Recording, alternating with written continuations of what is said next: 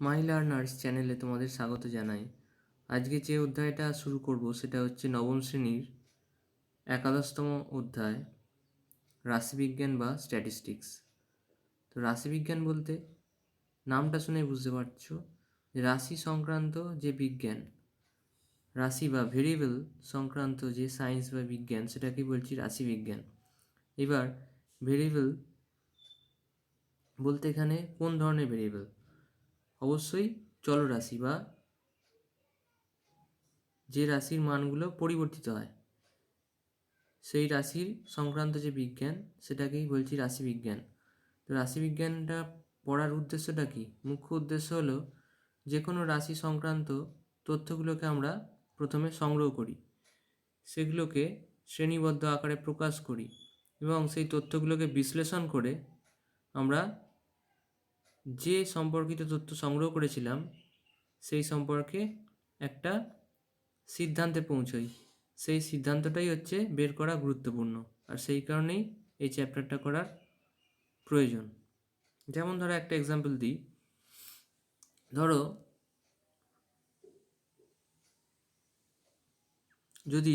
ধরো নবম শ্রেণীর 10জন ছাত্রের উচ্চতা নির্ণয় করা হচ্ছে, তাহলে উচ্চতা সম্পর্কিত আমরা তথ্যগুলো পাবো। সেই তথ্যগুলোকে যদি আমরা একটা টেবিল আকারে প্রকাশ করি এবং সেখান থেকে সেই তথ্যগুলোকে বিশ্লেষণ করে একটা নির্দিষ্ট সিদ্ধান্তে পৌঁছই যে এই প্রথম 10জন ছাত্রের গড় উচ্চতা 5 ফুট 1 ইঞ্চি বা 5 ফুট 2 ইঞ্চি। এই যে সিদ্ধান্তে পৌঁছানোটা, এইটা হচ্ছে এই চ্যাপ্টারটা করার মুখ্য উদ্দেশ্য। তো তাহলে চলো শুরু করা যাক। একটা এক্সাম্পল দিয়ে শুরু করা যাক। দেখো বইয়ের যে এক্সাম্পলটা বলছে, কি বলছে, প্রতি বছরের মতো এবছরেও আমাদের গ্রামবাসীদের আর্থিক অবস্থা জানার জন্য আমাদের পাড়ার গ্রাম উন্নয়ন সমিতির কিছু সদস্য গ্রামবাসীদের নানান তথ্য জোগাড় করবেন। এখন আমাদের স্কুলে গ্রীষ্মের ছুটি চলছে, তাই আমিও আমার কিছু বন্ধু ঠিক করেছি এবছরে ওই কাজে সমিতির দাদা ও দিদিদের সাহায্য করব। কাজটা কি? কাজটা করা হচ্ছে কি, সেই জন্য আমরা কি করেছি বলছে, দেখো পরের লাইনে, সেই জন্য আমরা গ্রামের 50টি পরিবারের খাদ্যের দৈনিক খরচের একটি কাঁচা তথ্য সংগ্রহ করেছি। এবার কাঁচা তথ্য বা র ডেটা বলতে কি বোঝায়? ধরো এই যে বলছে 50টি পরিবারের খাদ্যের দৈনিক খরচ। 50টি পরিবারের খাদ্যের দৈনিক খরচ মানে কী হবে? প্রত্যেকটা পরিবারের একটা দৈনিক খরচের সংখ্যা হবে। তাহলে 50টা পরিবারের কটা সংখ্যা হবে? 50টা সংখ্যা হবে। এই যে সংখ্যাগুলোকে এক জায়গায় করা, এটাকেই বলছি কাঁচা তথ্য। দেখো নিচে একটা টেবিলের মধ্যে সেইগুলো সংগ্রহ করা হয়েছে। কি বলেছে? গ্রামের 50টি পরিবারের খাদ্যের জন্য দৈনিক খরচ টাকায়। দেখো এই সংখ্যাগুলো সব পেয়েছি। এইবার এমন তো হতেই পারে যে 50টি পরিবারের মধ্যে 2 বা ততোধিক পরিবারের দৈনিক খরচ একই সংখ্যা। তখন সেই নির্দিষ্ট সংখ্যাটা কতবার করে আছে সেইটা আমরা যদি গুনে নিই তাহলে আমাদের পুরো ক্যালকুলেশনটা করতে সুবিধা হবে। যেমন দেখো 75 সংখ্যাটা কবার আছে, আবার 90 সংখ্যাটা কবার আছে, 125 সংখ্যাটা কবার আছে, এই জিনিসগুলো আমরা পরবর্তী অংশে করব। আর ওই জিনিসটা করার জন্য যে জিনিসটা প্রয়োজন সেটা হচ্ছে ট্যালি মার্ক। এবার ট্যালি মার্ক বলতে আমরা কি করে করব বা কী বুঝবো সেই জিনিসটা দেখব। আর ট্যালি মার্ক বলতে যে জিনিসটা বোঝায়, ধরো কোনো সংখ্যা যদি একবার করে থাকে, চলে এসো আমার খাতায়। ধরো কোনো সংখ্যা যদি একবার থাকে, ধরো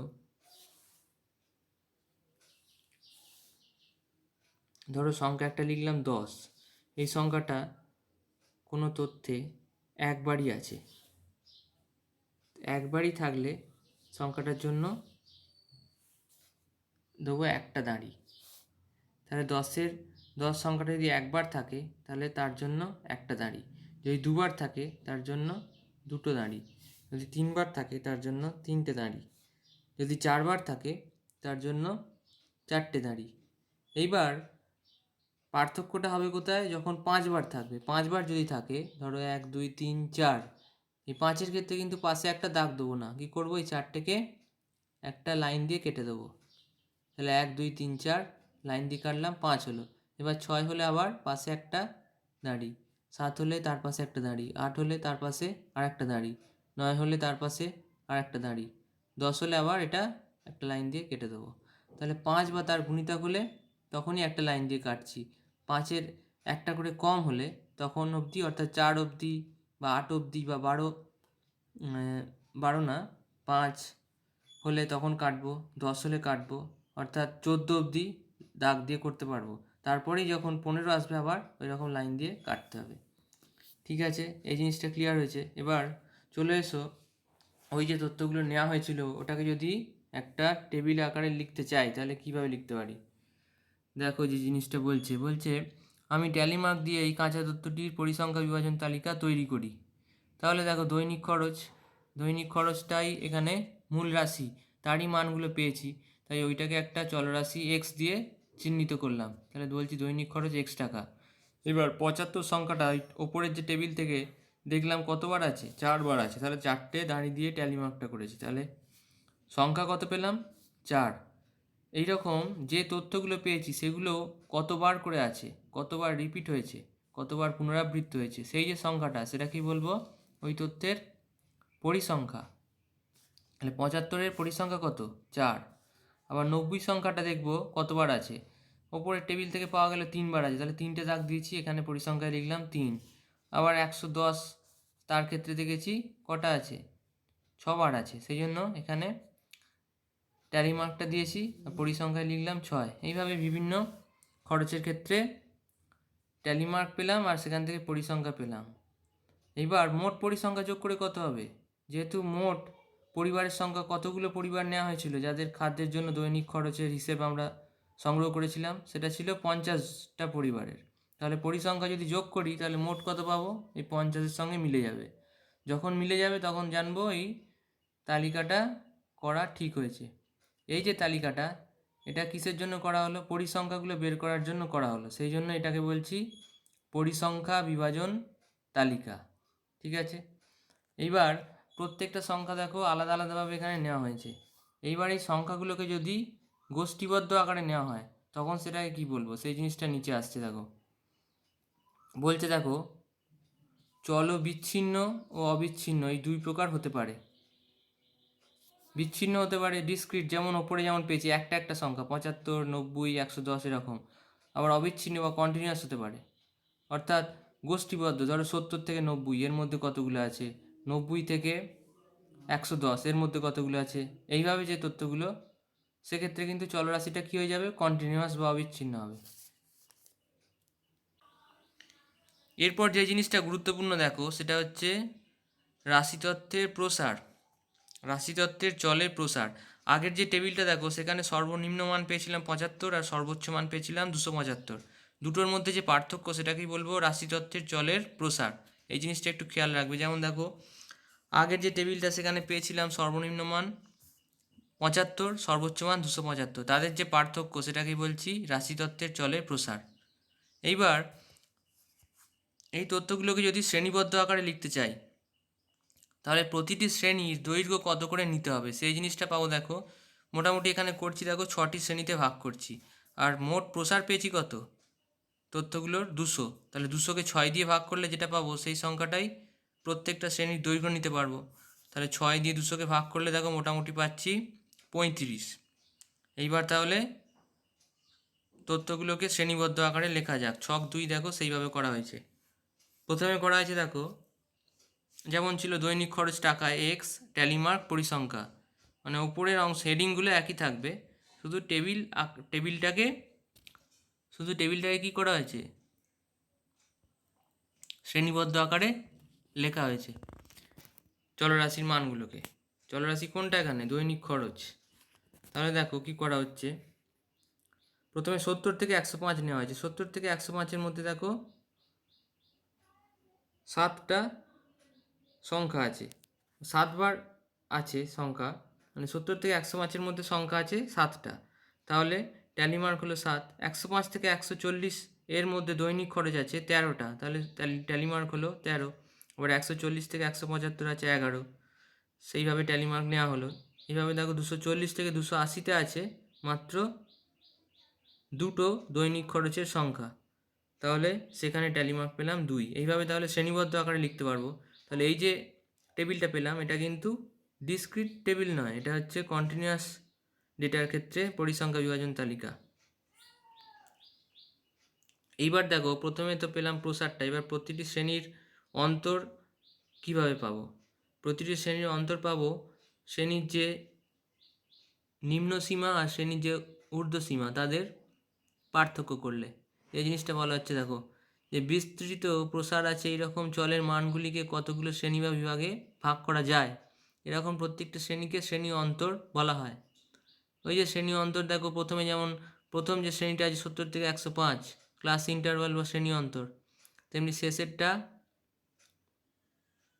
আছে 245 থেকে 280, এগুলোকে সব বলছি শ্রেণী অন্তর বা শ্রেণী অন্তর বা ক্লাস ইন্টারভাল, ঠিক আছে। আর সেই প্রত্যেকটি শ্রেণী অন্তরের রেসপেক্টে যে পরিসংখ্যা পেয়েছি সেটাকে বলছি শ্রেণী পরিসংখ্যা বা ক্লাস ফ্রিকোয়েন্সি। চলে এসো পাশের পাতায়, যে জিনিসটা এখানে গুরুত্বপূর্ণ সেটা হচ্ছে শ্রেণী সীমা। এবার শ্রেণী সীমা কি বলবো? সীমা বলতে তোমরা বুঝতেই পারছো যে শ্রেণীর সব থেকে কম একটা সংখ্যা পাবো, সব থেকে বেশি একটা সংখ্যা পাবো। সব থেকে কম যে সংখ্যাটা সেটাকে বলছি নিম্ন সীমা, সব থেকে বড় যে সংখ্যাটা সেটাকে বলছি ঊর্ধ্ব সীমা। যেমন দেখো 105 থেকে 140 শ্রেণীটার সব থেকে কম সংখ্যা কোনটা? 105। সব থেকে বড় সংখ্যা কোনটা? 140। তাহলে নিম্ন সীমা 105, ঊর্ধ্ব সীমা 140। এইভাবেই যে কোনো শ্রেণীর ক্ষেত্রেই করতে পারবো। আর শ্রেণীর যদি প্রসার চায় তখন কি করব? 105 থেকে 140 তো প্রথম শ্রেণী, বা এখানে যেটা এক্সাম্পল দেওয়া হয়েছে প্রথম শ্রেণী অন্য, প্রথম শ্রেণীটা ছিল 70 থেকে 105, দ্বিতীয় শ্রেণীটা এখানে নেওয়া হয়েছে 105 থেকে 140। এই শ্রেণীটার যদি প্রসার চায় তাহলে কি করব? 140 থেকে 105টাকে বিয়োগ করে দেবো, তাহলে 35 পাবো শ্রেণীটার প্রসার। এইবার শ্রেণী সীমাগুলোকে দুভাবে প্রকাশ করা যায়। কীভাবে বলছে? একটা দেখো শ্রেণী বহির্ভূত পদ্ধতি, একটা শ্রেণী অন্তর্ভুক্ত পদ্ধতি। প্রথমে দেখব শ্রেণী বহির্ভূত পদ্ধতি কি বলছে। শ্রেণী বহির্ভূত পদ্ধতিতে প্রতিটি শ্রেণীর ঊর্ধ্বসীমা ঠিক পরবর্তী শ্রেণীর নিম্ন সীমা হিসাবে প্রকাশ করা হয়। অর্থাৎ দেখো এখানে যে টেবিলটা নিয়ে এইমাত্র আলোচনা করা হলো ছক 2 যেটা, সেখানে কি বলা হয়েছিল? প্রথম যে শ্রেণীটা ছিল সেখানে 70 থেকে 105, পরের শ্রেণীটা ছিল 105 থেকে 140। এইখানে দেখো প্রথম শ্রেণীর যে ঊর্ধ্বসীমা 105 সেটাই দ্বিতীয় শ্রেণীর নিম্ন সীমা। আবার তৃতীয় শ্রেণীর ক্ষেত্রেও দেখো তৃতীয় শ্রেণীর যে নিম্ন সীমা 140 সেটাই দ্বিতীয় শ্রেণীর ঊর্ধ্বসীমা ছিল।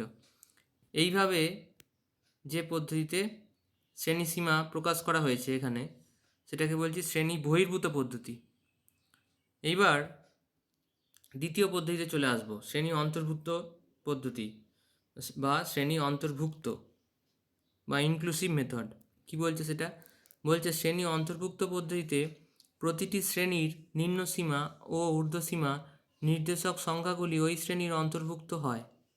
যেমন দেখো 60 থেকে 69, 70 থেকে 79, এই প্রথম দুটোর ক্ষেত্রে ধরলাম। 60 থেকে 69 বলতে 60 থেকে 69 বলতে এর নিম্ন সীমা হচ্ছে 60, ঊর্ধ্ব সীমা হচ্ছে 69। পরেরটা দেখো 70 থেকে 79, তার মানে এর নিম্ন সীমা হচ্ছে 70, ঊর্ধ্ব সীমা হচ্ছে 79। তাহলে এক্ষেত্রে দেখো প্রথম শ্রেণীর যে ঊর্ধ্বসীমা 69 সেটা কিন্তু দ্বিতীয় শ্রেণীর নিম্ন সীমার সঙ্গে সমান নয়। এই যে পদ্ধতিতে শ্রেণী সীমা প্রকাশ করা হচ্ছে এটাকে বলছি শ্রেণী অন্তর্ভুক্ত পদ্ধতি বা ইনক্লুসিভ মেথড। এটা কিন্তু শ্রেণী বহির্ভুক্ত পদ্ধতি বা এক্সক্লুসিভ মেথড থেকে সম্পূর্ণ আলাদা। এক্ষেত্রে যে জিনিসটা পৃথক হবে সেখানে কি হবে দেখো, যে জিনিসটা পরে উল্লেখ করছে। কি বলছে? কোনো রাশিতত্ত্বের ক্রমিক শ্রেণীগুলির শ্রেণী সীমাগুলির মধ্যবর্তী ফাঁক পূরণ করার জন্য, এই যে ফাঁকটা তৈরি হয়েছে 69 থেকে 70, 79 থেকে 80, সেটা পূরণ করার জন্য যে সীমাদ্বয় পর্যন্ত কোনো শ্রেণীকে প্রসারিত করা হয় সেই সীমাদ্বয়কে ওই শ্রেণীর শ্রেণী সীমানা বা শ্রেণী সীমান্ত বলা হয়। যেমন দেখো কোনো শ্রেণীর শ্রেণী সীমা আমরা শিখেছি যে তার নিম্নমানটা হচ্ছে নিম্নসীমা, আর ঊর্ধ্বমানটা হচ্ছে একদম ওপরের যে মানটা সেটা হচ্ছে ঊর্ধ্ব শ্রেণীসীমা। এইবার শ্রেণী অন্তর্ভুক্ত পদ্ধতিতে দেখো কোনো শ্রেণীর ঊর্ধ্বসীমা পরবর্তী শ্রেণীর নিম্নসীমা থেকে আলাদা। এই ফাঁকটাকে যদি পূরণ করতে চাই তাহলে যে সীমা পর্যন্ত দুটো শ্রেণীকেই প্রসারিত করতে হবে সেটাকে বলছি শ্রেণীগুলোর শ্রেণী সীমানা বা ক্লাস বাউন্ডারিজ। যেমন দেখো 60 থেকে 69, 60 থেকে 69 এই শ্রেণীটাকে যদি এই পার্থক্যটাকে দুটোর মধ্যে পার্থক্যটাকে যদি 1 বাড়াতে চাই তাহলে করব কি 69-এর সঙ্গে 0.5 যোগ করবো। এইভাবেই করবো, দেখো পরবর্তী একটা সূত্রের আকারে প্রকাশ করা হয়েছে। তবে আমি বলবো এই সূত্র মুখস্থ না করে শুধু বুঝে নাও, তাহলে করতে পারবে। যেমন দেখো 69 থেকে 70, 79 থেকে 80 প্রতি ক্ষেত্রেই 1 পার্থক্য। আবার 60 থেকে 69 এর মধ্যে 9 পার্থক্য, 70 থেকে 79 9 পার্থক্য। এবার আমরা করব কি 60 সংখ্যাটাকে 0.5 সংখ্যাটাকে বরাবর 0.5 পিছিয়ে নেব, আর 69 সংখ্যাটাকে 0.5 এগিয়ে নেব। তাহলে কি পাবো, মানে কেন করলাম, যেহেতু 1কে 2 দিয়ে ভাগ করলে 1-এর 2 বা 0.5 পাওয়া যায়, সেই জন্য 60 সংখ্যাটাকে 0.5 পিছিয়ে নিলে পাবো 59.5, আর 69কে 0.5 এগিয়ে নিলে পাবো 69.5। সেক্ষেত্রে কি পাওয়া যাচ্ছে দেখো, প্রথমে দেখো ছিল 60 থেকে 69, এখানে ছিল 70 থেকে 79। এবার যদি আমি 0.5 পিছিয়ে নিই সেক্ষেত্রে পাচ্ছি দেখো 59.5 থেকে 69.5, যেহেতু 69কে আবার 0.5 এগিয়ে নিয়েছি। সেম জিনিসটা করব পরের শ্রেণীর ক্ষেত্রেও, 70 থেকে 79 নিম্ন সীমাটাকে অবশ্যই 0.5 পিছাবো আর ঊর্ধ্ব সীমাটাকে 0.5 এগিয়ে নেব। তাহলে কি পাবো 69.5 থেকে 79.5। আবার পরের শ্রেণীটা ছিল দেখো 80 থেকে 89, এখানে কি পাবো 80.5 থেকে 89.5। এইবার যে জিনিসগুলো পেয়ে গেলাম যে 59.5 থেকে 69.5 এই যে ঊর্ধ্বসীমা, সেটাই দেখো পরবর্তী শ্রেণীটার নিম্নসীমা। আবার এখানে 79.5, এখানে দেখো 79.5। এই যে সংখ্যাগুলো পেলাম এটাকেই বলছি শ্রেণী সীমানা বা ক্লাস বাউন্ডারিজ। এখানে দেখো আবার সেই আগের পদ্ধতি বা শ্রেণী বহির্ভূত পদ্ধতির মতো কোনো শ্রেণীর ঊর্ধ্বসীমা পরবর্তী শ্রেণীর নিম্নসীমার সঙ্গে সমান পেয়ে গেছি। তাহলে শ্রেণী সীমা আর শ্রেণী সীমানার মধ্যে কি পার্থক্য তোমরা বুঝতে পারলে। আচ্ছা, আর দুটো জিনিস এখানে সবথেকে গুরুত্বপূর্ণ, সেটা হচ্ছে কোন ক্ষেত্রে শ্রেণী সীমা আর শ্রেণী সীমানা একই হবে। যে ক্ষেত্রে দেখো শ্রেণী বহির্ভূত পদ্ধতিতে শ্রেণীসীমা প্রকাশ করা হয়েছিল, সেখানে কি ছিল কোনো শ্রেণীর ঊর্ধ্বসীমার পরবর্তী শ্রেণীর নিম্নসীমা সমান ছিল, সেক্ষেত্রেই কিন্তু শ্রেণী সীমানা বের করার আর প্রয়োজন পড়বে না। সেক্ষেত্রে কী হবে, শ্রেণী সীমাটাই শ্রেণী সীমানা হবে। যেমন 60 থেকে 70, 70 থেকে 80, 80 থেকে 90, এর ক্ষেত্রে দেখো 60 থেকে 70-এর যে ঊর্ধ্বসীমা সেটাই পরবর্তী 70 থেকে 80-র নিম্নসীমা বা সীমানা। সেক্ষেত্রে তাহলে শ্রেণী সীমা আর শ্রেণী সীমানা একই থাকবে। এবার যে জিনিসটা একটু মনে রাখার সেটা হচ্ছে শ্রেণীর মধ্যমান। মধ্যমানের ক্ষেত্রে শ্রেণী বহির্ভূত পদ্ধতিতে কী করবো, ঊর্ধ্বসীমা প্লাস নিম্নসীমা বাই 2। আর অন্তর্ভুক্ত পদ্ধতি বা ইনক্লুসিভ মেথডের ক্ষেত্রে করব ঊর্ধ্বসীমানা প্লাস নিম্নসীমানা বাই 2। তাহলে দ্বিতীয় ক্ষেত্রে কিন্তু শ্রেণী সীমা যেগুলো দেওয়া থাকবে সেখান থেকে আগে শ্রেণী সীমানা বের করে নেব, অর্থাৎ যেমনভাবে আগে করলাম যে কোনো শ্রেণীর ঊর্ধ্বসীমা আর পরবর্তী শ্রেণীর নিম্নসীমা সমান করে নিয়ে শ্রেণী সীমানাগুলো বের করে নেবো আগে, তারপর তাদের মধ্যমান দ্বিতীয় যে সূত্র অর্থাৎ এইটা দ্বিতীয় সূত্র থেকে বের করতে পারবো। আর বহির্ভুক্ত পদ্ধতির ক্ষেত্রে প্রথম সূত্রটা অ্যাপ্লাই করব।